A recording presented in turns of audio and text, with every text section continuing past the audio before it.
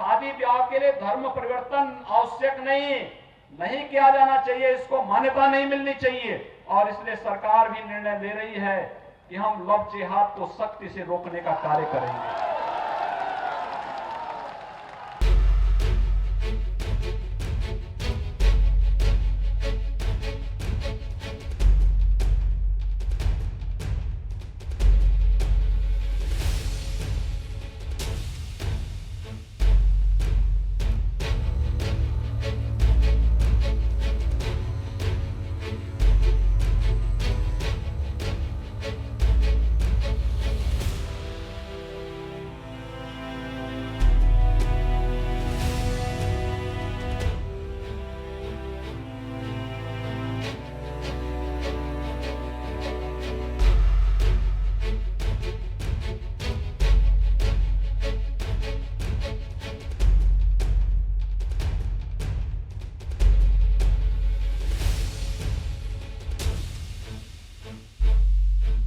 अगर कोई लोभ से, लालच से, डरा करके, धमका करके, मिसरिप्रेजेंटेशन करके, छद्म भेष धारण करके या अच्छी शिक्षा का आश्वासन दे करके या अच्छी बेटर लाइफ स्टाइल का आश्वासन दे करके या डिवाइन डिस्प्लेजर का भय दिखा करके अगर कोई धर्मांतरण किया जाता है तो वो अवैध होगा और उसके साथ उसमें दंड की भी व्यवस्था है, 3 साल के दंड की व्यवस्था है।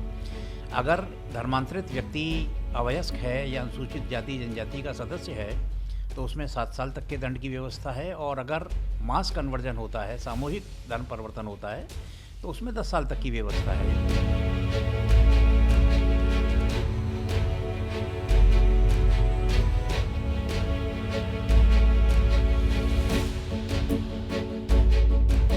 देखिए, मेरा मानना है कि लव जिहाद आज सामाजिक समरसता के लिए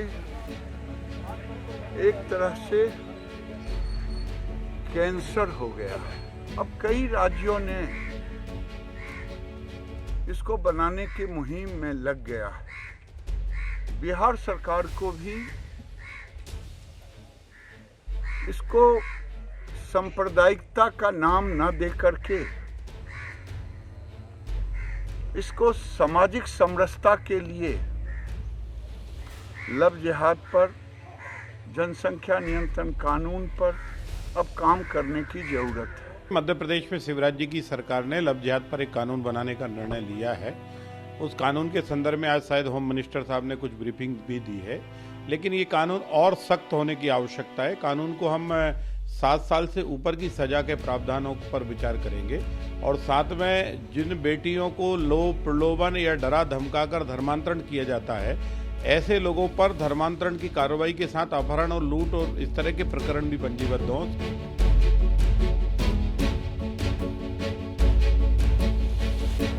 लव जिहाद ये इस वक्त तो जो मैं आपसे बताना चाहता हूँ कि सिर्फ पॉलिटिकल स्टंट है। हमारे देश में हज़ारों साल से बच्चे जो बालिग हो जाते हैं अपना जीवन साथी को चुन लेते हैं। हिंदू मुसलमान से शादी करते हैं और मुसलमान हिंदुओं से भी शादी करते हैं। हालांकि बहुत कम तादाद में ऐसा होता है, लेकिन इसमें भी जो लव जिहाद की बात चल रही है और जो केसेस दिखाए जा रहे हैं, अगर आप उनकी डिटेल में जाएंगे तो पता ही चलेगा कि शादी तो मर्जी से हो गई, पता भी था कि ये मुसलमान लड़का है, लेकिन जब हालात और सोसाइटी से उनके ऊपर प्रेशर बनता है या कोई ऐसी बात उनके घरों में होती है, नाराज़गी होती है, तो सीधा सीधा इल्ज़ाम लगाया जाता है कि साहब हमें तो मालूम ही नहीं था कि मुसलमान है, और वो लव जिहाद के नाम पे आ गया। या लव जिहाद क्या मुसलमान लड़की हिंदू लड़कों से शादी नहीं करती, उनके लिए कोई कानून है? मेरी तो सलाह यही है, ख़ासतौर से मुसलमान बच्चों से मेरी सलाह यही है कि अपनी हिंदू लड़कियों को अपनी बहन की तरह समझें, किसी के बहकावे में ना आए, किसी के चक्कर में ना पड़े, क्योंकि ये एक ऐसा कानून बना दिया गया है जिससे कि उनको बहुत ज़बरदस्त तरीके टॉर्चर किया जा सकता है। You can kill them, but that's not going to stop people falling in love. Youth is all about love. And I don't understand how this law is going to be able to prevent people from loving each other.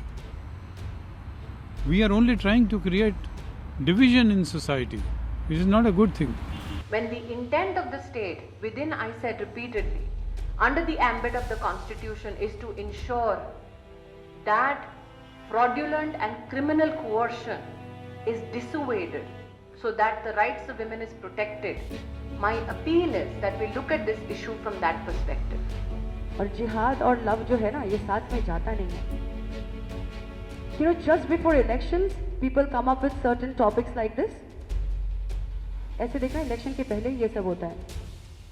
प्यार और जिहाद का ये कोई combination ही नहीं हुआ. Love is extremely personal. And you know, in Bengal, under the leadership of our honorable CM, or the youth today has never ever segregated or differentiated on the basis of caste, creed, religions and sex. It has never been done. It is a personal choice. Who do you want to be with? It is completely a person's choice. ज़रूरत यह है कि प्यार बांटा जाए, डर नहीं.